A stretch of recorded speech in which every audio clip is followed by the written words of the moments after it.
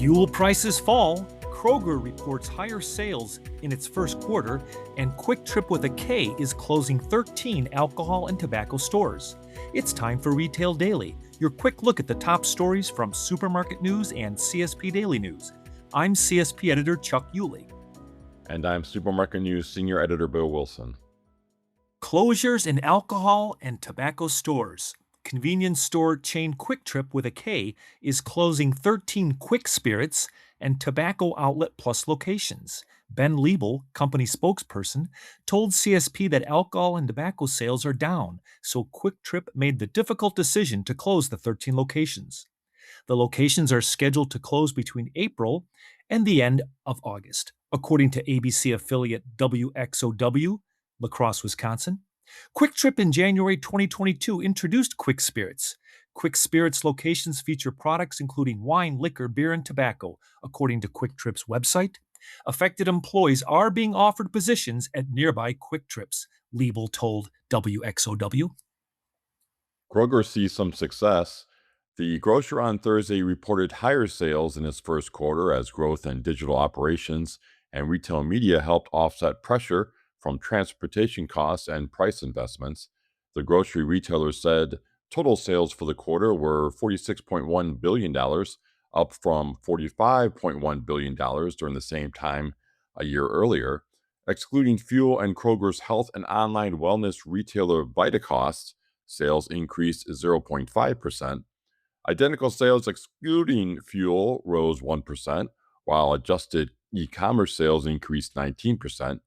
Kroger also said profit from its Kroger Precision Marketing retail media business grew more than 20% during the quarter. Cannabis compromise. Lawmakers in Virginia have reached a compromise with Governor Abigail Spanberger to legalize retail cannabis sales starting July 1st, 2027.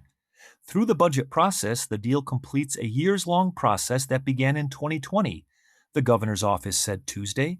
Key details of the compromise include a 6% state tax rate on cannabis products at launch, increasing to 8% after July 1st, 2029. What's the difference? 9 years after Amazon announced its acquisition of Whole Foods, Numerator data shows the relationship between the two retailers is becoming more embedded in U.S. shopping behavior, even as most consumers still do not fully understand the connection. Only 39% of U.S. consumers are aware that Amazon owns Whole Foods, while 61% were either unaware, unsure, or unclear on how the two retailers are connected. Awareness of the relationship is more positive than negative for both brands.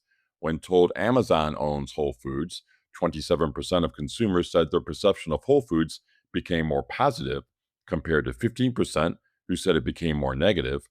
For Amazon, 26% said their perception became more positive, compared to 5% who said it became more negative.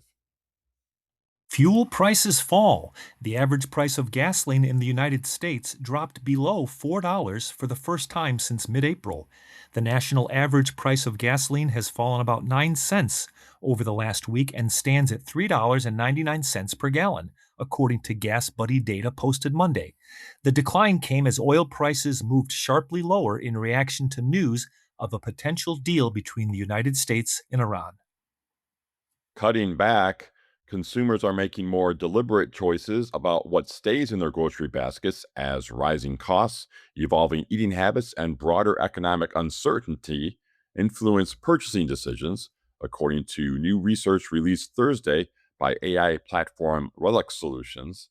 The Relic's State of Supply Chain Consumer Pulse found that 61% have changed how much food they purchase due to higher grocery prices.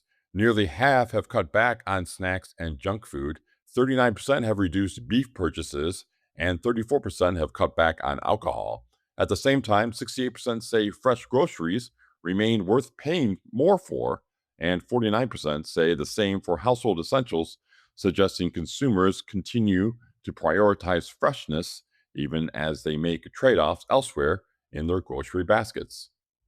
That's all for Retail Daily. Subscribe on Apple Podcasts, Spotify, and more to hear the latest retail news. I'm Bill Wilson.